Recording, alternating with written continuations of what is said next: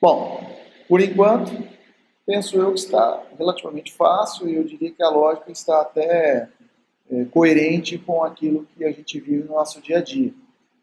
Um passo a mais que a gente poderia dar nessa construção seria misturar essas duas condições, ou seja, misturar conectivos com negação e analisar o que acontece como resultado de acordo com possibilidades de entrada, ou seja, de acordo com situações verdadeiras ou falsas pelas sentenças que estão envolvidas. Eu vou explicar isso melhor através de um exemplo misturando essas condições, tudo bem? Vamos pensar assim, ó. Imagina que eu tivesse, então, uma construção assim. Não P e Q.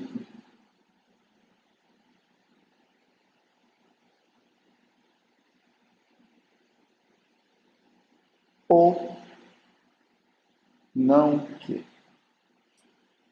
Você fala assim, nossa, agora parece que complicou, né? Não P e Q ou não Q. Que diabo é isso, né? Então, lá, vamos por partes, correto?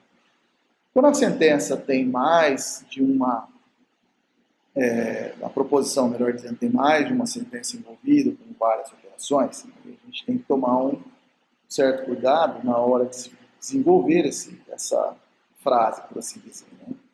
Então, a primeira coisa, né? A primeira coisa que vem na mente da gente é, ó, pera lá, mas eu começo por onde? Né? Eu nego, eu faço o E, eu nego o que, eu conecto com o que né? Por onde começar? Bom, vamos fazer o seguinte, pessoal. Ó.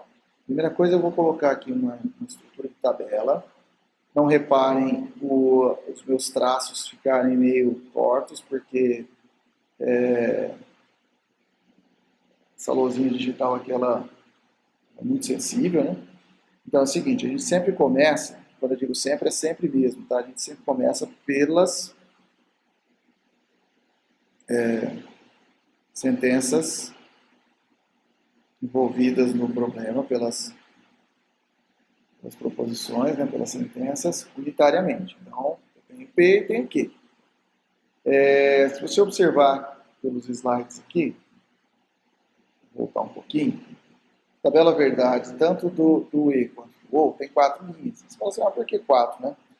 Aí que tá, são todas as possibilidades que eu poderia ter de uma frase lógica envolvendo duas sentenças, né? Eu posso ter verdadeiro e verdadeiro, verdadeiro e falso, falso, verdadeiro e falso, falso. Não há uma quinta possibilidade. E se eu tirar uma dessas, fica faltando uma para ser analisada. Então, com duas sentenças, 4 possibilidades. Vou escrevê-las aqui. Então, vou colocar verdadeiro e verdadeiro, verdadeiro e falso, falso e verdadeiro, e falso e falso. Ah, eu sempre começo a analisar assim? Sim, você sempre começa a analisar assim, como eu disse, tá? Porque essas são as possibilidades gerais de entrada, por assim dizer, né? De duas sentenças. Ah, e se fossem três? Bom, se fossem três, isso vai aumentar a possibilidade. Mas aí depois a gente vê isso com um outro exemplo. Vamos por partes, como eu disse, certo? Aí. Tá, e daí? Né? Feito isso, acabou? Não.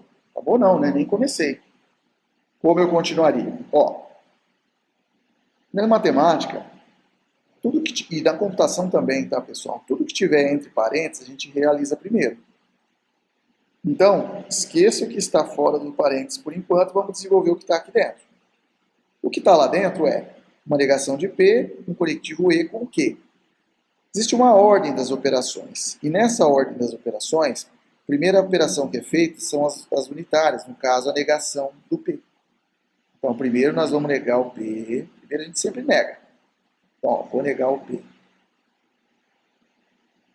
P, eu tenho aqui a entrada verdadeiro, verdadeiro, falso, falso. Então, negando o P, primeiro verdadeiro fica falso, esse verdadeiro fica falso, o segundo verdadeiro aqui fica falso, o falso fica verdadeiro e o falso fica verdadeiro. Certo? Então, eu fiz esse pedacinho. Agora eu vou fazer a negação do P e o Q. Então, ó, eu vou relacionar essas duas. Opa. relacionar essas duas colunas aqui. O não P e que. Então aqui eu vou usar um E, lógico. Se você se lembrar lá dos slides da operação lógica E, lá nós vimos que o E ele tem um resultado verdadeiro quando as duas ou mais sentenças são verdadeiras. Ou seja, só aqui que vai ser verdadeiro. Eu tenho verdadeiro e verdadeiro. Verdadeiro, verdadeiro, verdadeiro. Se tiver pelo menos um falso, como esse caso aqui, fica falso. Se tiver dois, falso também, claro. E se tiver um aqui, falso também. Então, por enquanto está assim. Observe que nós fizemos o que estava entre parênteses. Terminado o que está entre parênteses, sobrou lá, né, fora do parênteses é um conectivo ou e uma negação. Mas como eu comentei aqui dentro do parênteses, primeiro nós negamos. Então agora eu vou negar o quê?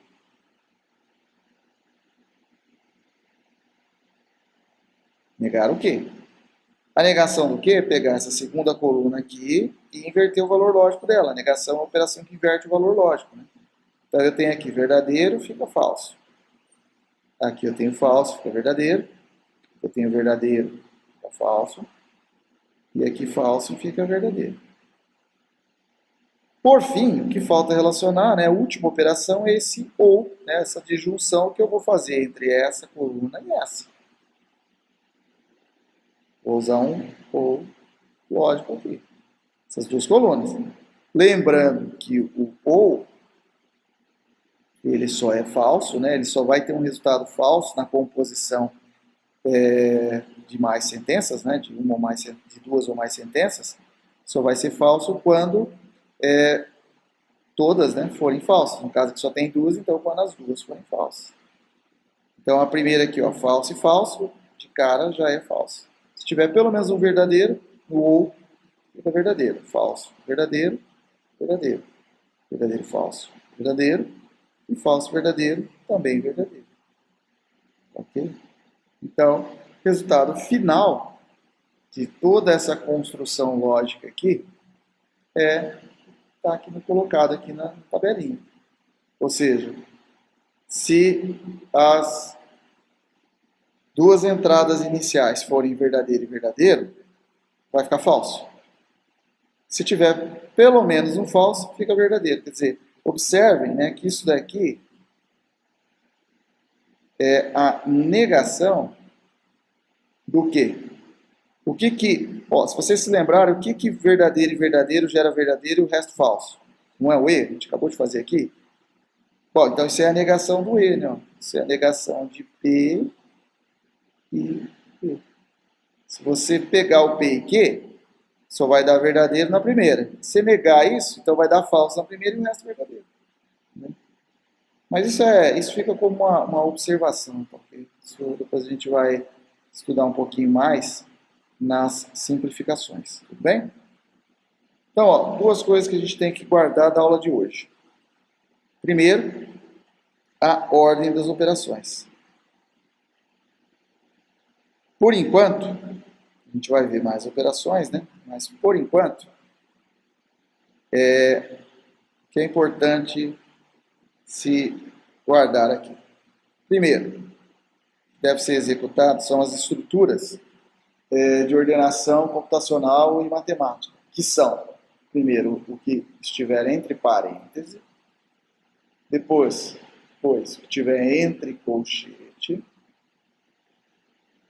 e entre chaves, nesta ordem. Então, primeiro isso, segundo isso, quando tiver, claro, né? Pode ser que não tenha. E em terceiro as chaves. Se essas estruturas estiverem presentes aí no negócio, né? Na sentença lógica. Em segundo lugar, a negação. A negação, a operação de negação, que é uma operação, como eu já disse, unitária. Né? E terceiro critério aqui, terceira ordem, né? O item de ordem aqui são os conectivos, o E e o O. Tanto faz a ordem, então.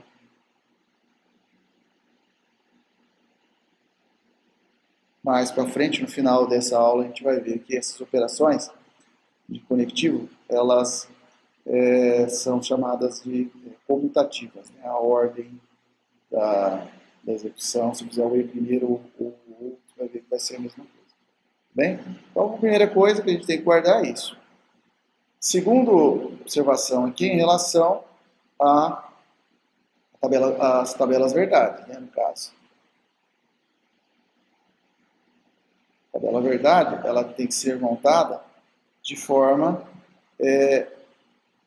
linear, por assim dizer, né? Ou seja, passo a passo. Não adianta querer montar tudo de uma vez, montar a tabela, né, assim, observar uma sentença mais complexa como essa, já querer fazer o resultado final tudo de uma vez de cabeça, não é um caminho dos mais, vamos dizer assim, indicados, tá? A probabilidade de você errar esse tipo de execução é bem razoável. Então, cuidado na hora de se trabalhar com a ordem dessas operações, tudo bem? Então, aqui, ó, eu vou escrever passo a passo. É claro que o aluno, com a prática, ele tem uma tendência a querer já fazer a coisa de forma mais rápida, pulando etapas, enfim. Uma forma mais, na visão dele, né, na visão de vocês, mais rápida. Já não vou perder tempo fazendo não sei o quê, eu já pulo aqui, já nego de cabeça, eu já sei que na negação do P é só olhar na coluna do P e já enxergar de forma negada tal. Cuidado com isso, tá? Você errou uma linha ali, confundiu, na hora esqueceu, vai gerar erro no resto. E aí se você disser assim, mas eu errei uma linha só, né? Uma entrada só, isso não tem muita importância. Tem sim.